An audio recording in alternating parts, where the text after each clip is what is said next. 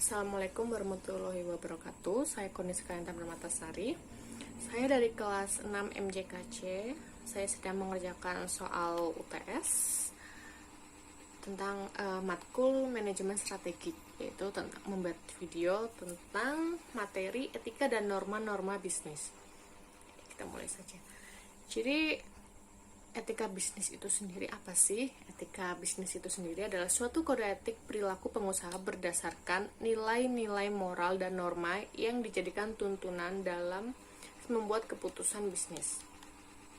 Nah, pentingnya etika bisnis.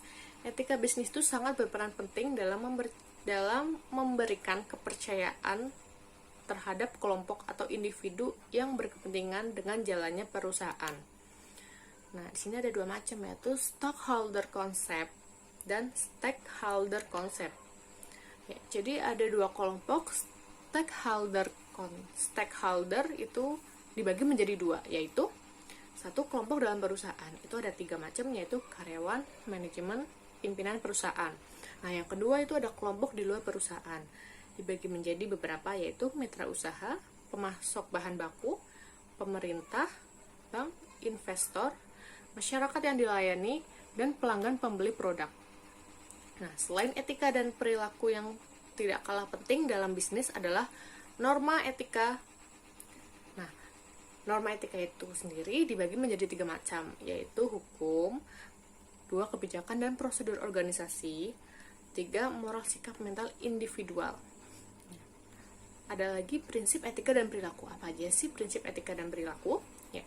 Prinsip etika dan perilaku itu dibagi menjadi 10 macam, yaitu ada kejujuran, memegang prinsip, ketiga memelihara janji, keempat kesetiaan, 5 kewajaran, 6 suka membantu pihak lain, 7 hormat kepada pihak lain, 8 warga negara yang bertanggung jawab, 9 mengejar keunggulan, dan yang terakhir 10 dapat dipertanggungjawabkan.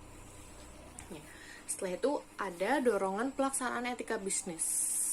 Dorongan pelaksanaan etika bisnis itu memiliki beberapa macam, yaitu yang pertama penerapan manajemen orientasi kemanusiaan, yang kedua ekologi dan gerakan pelestarian lingkungan, yang keempat penghematan energi, dan yang kelima partisipasi pembangunan bangsa, keenam gerakan konsumerisme.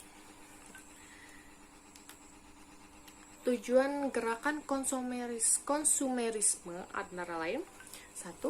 Memperoleh perhatian dan tindakan nyata oleh kalangan bisnis terhadap keluhan-keluhan konsumen atas praktik bisnisnya. Yang kedua, pelaksanaan strategi advertensi atau periklanan yang realistis, bersifat mendidik dan tidak menyesatkan masyarakat. Yang ketiga, diselenggarakannya panel diskusi secara periodik antara wakil-wakil konsumen dengan para pengusaha. Yang keempat, perbaikan servis atau pelayanan purna jual yang lebih baik, serta mengurangi ketidakpuasan atau frustasi konsumen atas pemakaian produk yang telah dibelinya. Dan yang terakhir, yang kelima, terselenggarakannya kegiatan public relation atau PR yang lebih menitik beratkan pada pelayanan dengan sasaran kepuasan konsumen dan tidak hanya promosi semata-mata. Setelah itu ada hak-hak konsumen. Hak-hak konsumen dibagi menjadi 4. Itu menurut para ahli, yaitu John F. Kennedy tahun 1962, yang tertuang dalam Journal of Business Desember 1969 P25-29. Yang pertama, konsumen memiliki hak atas keselamatan. Yang kedua, konsumen memiliki hak untuk memperoleh informasi. Yang ketiga, konsumen memiliki hak untuk memilih. Dan yang terakhir, konsumen memiliki hak untuk didengarkan. Etika pergaulan bisnis dapat meliputi beberapa hal, antara lain: 1. Hubungan antara bisnis dengan langganan dan konsumennya. 2. Hubungan dengan karyawan. 3. Hubungan antar bisnis. 4. Hubungan dengan investor. Dan yang kelima, hubungan dengan lembaga-lembaga keuangan. Bentuk-bentuk tanggung jawab sosial dan etika bisnis itu dibagi menjadi 5, yaitu pelaksanaan hubungan industrial Pancasila atau HIP, 2. Analisis mengenai dampak lingkungan atau AMDAL, yang ketiga penerapan prinsip kesehatan dan keselamatan kerja atau K3, yang Setelah itu yang keempat, perkebunan inti rakyat atau PIR. Dan yang kelima, sistem bapak angkat anak angkat. Setelah itu ada mempertahankan standar etika dan tanggung jawab perusahaan. Itu ada satu, cara mempertahankan standar etika. Yang pertama, menciptakan kepercayaan perusahaan. 2, menjalankan kode etik. 3, melindungi hak perorangan.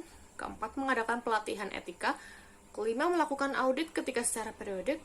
6, mempertahankan standar yang tinggi tentang tingkah laku atau jangan hanya aturan.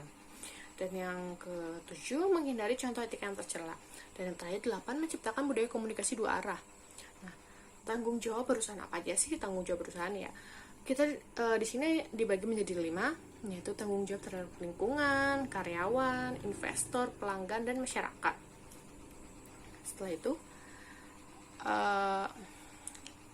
jadi apa aja sih tujuan dari etika bisnis ini? Ya, tujuan etika bisnis ini adalah terciptanya stakeholder, di mana hal ini dapat tercipta dari stakeholder satisfaction. Jadi kata kunci untuk menciptakan stakeholder satisfaction adalah penerapan etika bisnis dalam mengoperasikan etika bisnis atau dalam menjalankan suatu bisnis. Sekian dari saya. Jika ada kesalahan, saya mohon maaf. Wabillahi taufiq wal hidayah. Wassalamualaikum warahmatullahi wabarakatuh. Terima kasih.